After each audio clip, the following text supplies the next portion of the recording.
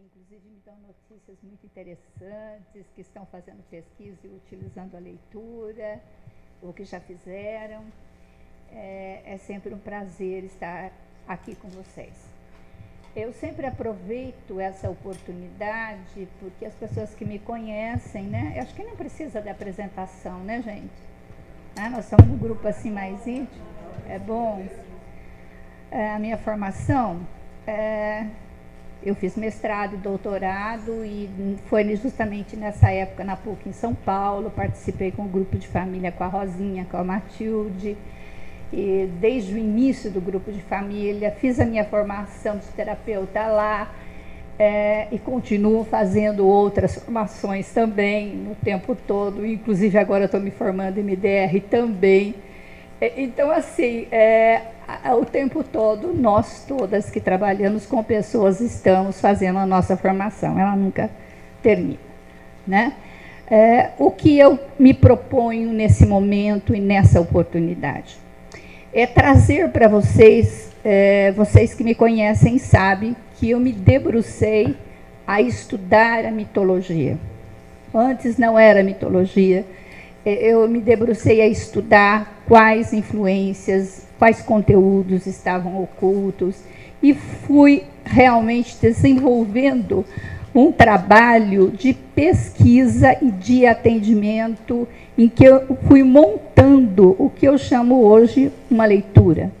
Desde a busca na concepção do que era mito, que eu fiz um caminho mais pela filosofia e pela antropologia, até dentro de um olhar construtivista e construcionista. Então eu consegui entender o que eu via e o que eu sentia que existia na família, que eu defini como mito.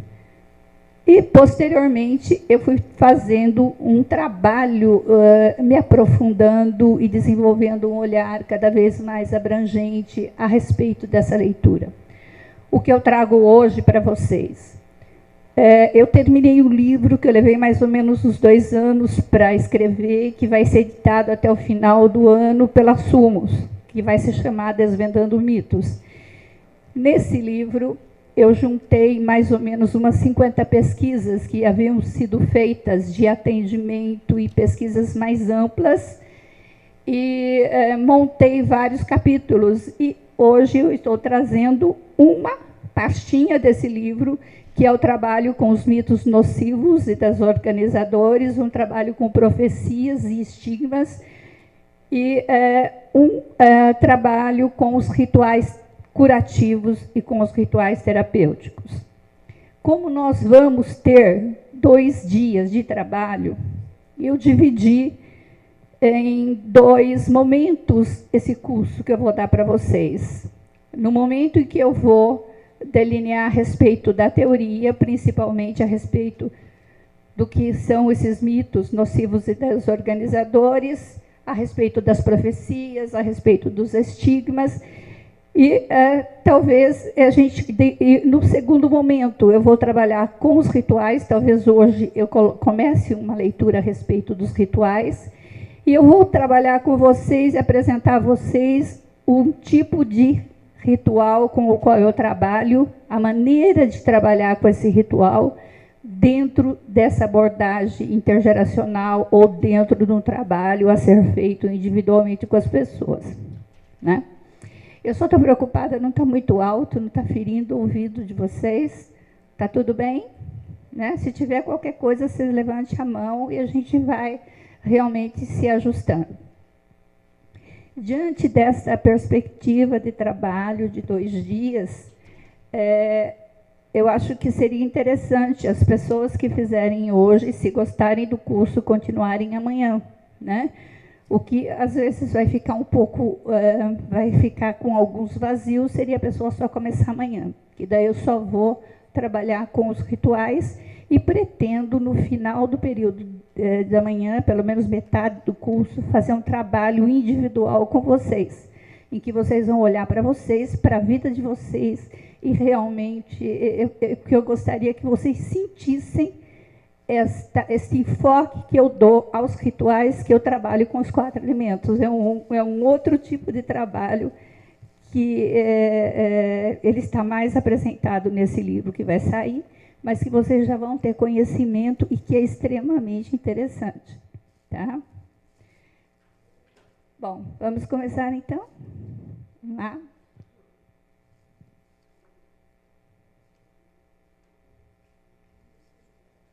Bom, eu vou fazer um retrospecto, pelo menos uns 5 ou 10 minutos, localizando vocês dentro da perspectiva dos mitos nocivos, que eu chamo os mitos nocivos e desorganizadores. Hoje em dia, a concepção que se tem a respeito do mito é como se ele fosse algo vivo, presente, né?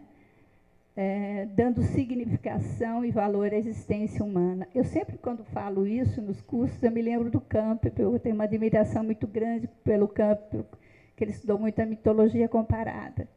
Ele dizia que o mito é o ar das esferas, porque realmente ele impregna tudo, ele está presente em tudo. Com algumas concepções, como eu disse para vocês, que eu fui delineando com o passar do tempo, com essa visão da filosofia, da antropologia, do construtivismo, do construcionismo. São posturas que nós fomos assimilando ao longo da nossa formação. O mito familiar, essência da concepção de mundo própria da família, onde se cria a realidade familiar e o mapa do mundo individual. E o mito individual, essência de concepção de mundo, onde se cria a noção de realidade e o mapa de mundo de cada um. Nós sabemos que realmente cada pessoa, o território, em cima do território se constrói um mapa. Então, a pessoa constrói a sua noção da realidade. E essa noção de mundo que eu construo, ela está dentro de uma noção, ela é influenciada diretamente pela concepção de mundo, sentido de família, que é passado, e sem dúvida nenhuma, pelas questões culturais. Ixi, o amarelo não deu, hein? Se a gente apagar a luz, será que dá? Não adianta? Vamos experimentar? Alguém está perto de um interruptor?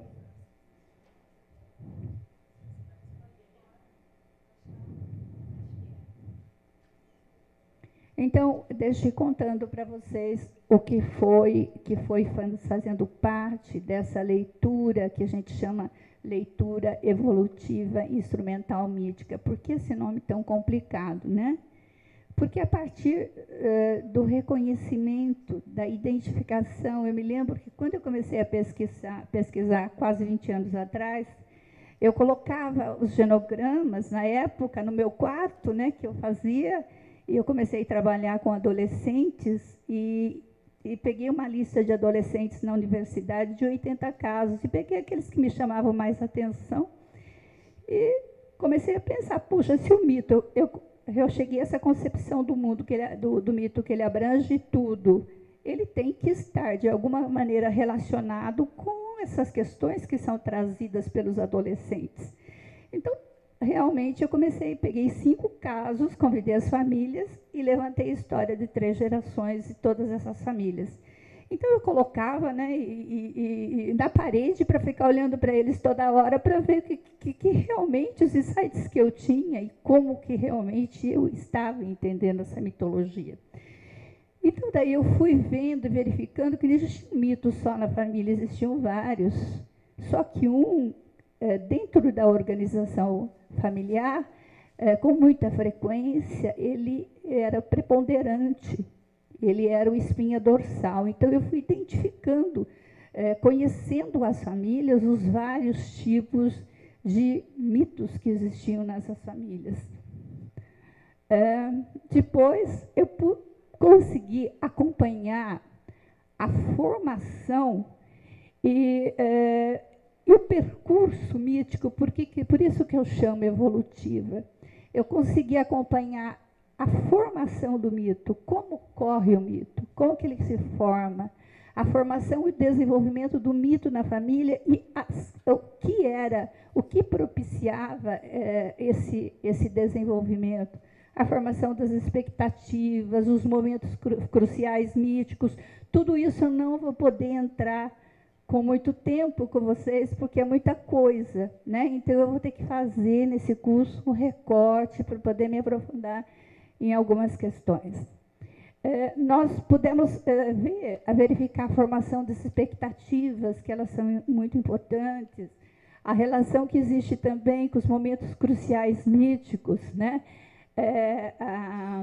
O encaixe, eu desenvolvi uma tese, que foi a tese de doutorado, em que eu acompanhei 5 casais durante 3 anos em seu percurso de vida familiar, verificando como o mito estava se comportando durante esse tempo.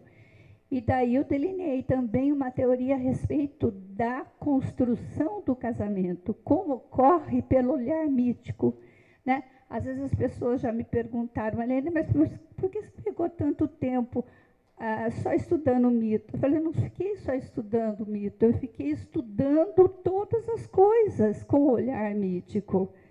Porque se realmente é verdade que ele é isso que eu sinto que ele é, o que eu acho que ele tem que estar em tudo. Então, de alguma maneira, eu tenho que encontrá-lo, né? É um olhar de quem pesquisa, de quem busca a verdade, busca o reconhecimento dela, né? Nós fomos ali elaborar esse modelo de encaixe. Também o que nós fomos verificar, a importância da figura mítica na família. Vocês vão ver hoje, que eu vou entrar nos mitos nocivos e desorganizadores, como a figura mítica, as figuras fortes que demarcam um caminho a ser seguido também, elas são importantes tanto do ponto de vista construtivo, como do ponto de vista nocivo e desorganizador na família. A figura dos guardiães dos mitos. E o que nós fomos vendo? Nós fomos vendo também a seriedade da repetição dos problemas na família e o que mantém essa repetição na família. E nós fomos também desenvolvendo uma concepção a respeito desses mitos que são nocivos e a respeito dos mitos, e desde os mitos positivos e organizadores como os mitos nocivos e desorganizadores, que propiciam a formação de profecias e estigmas na família. Vamos continuar? Então, nós vamos ver aqui que existe uma influenciação mítica.